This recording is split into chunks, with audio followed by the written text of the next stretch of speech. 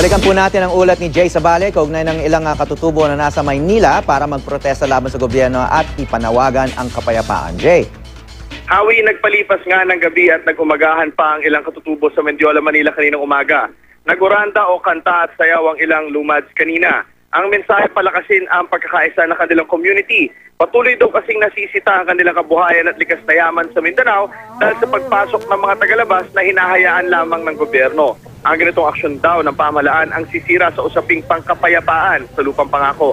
Bilang protesta nga ay naglunsad sila ng tinatawag na Manilakbay. Ikalawang linggo ng araw ng kanilang pagkilos kung saan nilibot nila ang tatlong pangunahing isla ng bansa. Kagabi ay nag-set up sila ng tulugan gamit ang lona at kawayan sa kalsada ng Mendiola at doon nagpalipas ng gabi. Kaninang umaga naman, bago ang oranda ay sabay-sabay silang nag-agahan kasama ang mga taga-Southern Tagalog. Suportado ang lumad ng mga taga-Southern Tagalog dahil magkapareho raw sila ng nadadanasang kahirapan sa ilalim ng gobyerno. Pasado alas 7 naman ng umaga ay nagmarcha ang grupo papunta sa Liwasa Bonifacio para dito naman mag-set up ng kampo. Narito naman ang pahayag ng ilang leader. Dahil sa pagpasok, pagkawala ng aming mga lupang ninuno, pagkawala ng lupang sinasaka, dahil sa pagpasok ng mga dambuhalang kompanya ng pagmimina, dambuhalang kompanya ng plantasyon, dam at saka iba pa.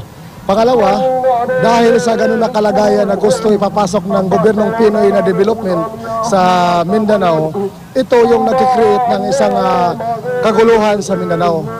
5 araw na taning para dinggin ang aming panawagang mabigyan ng sapat na pagkain ang sambayan ng Pilipino at gayon din maipatupad ang tunay na kapayapaan hindi lamang sa Mindanao, hindi lamang sa Southern Tagalog, maging sa buong bansa.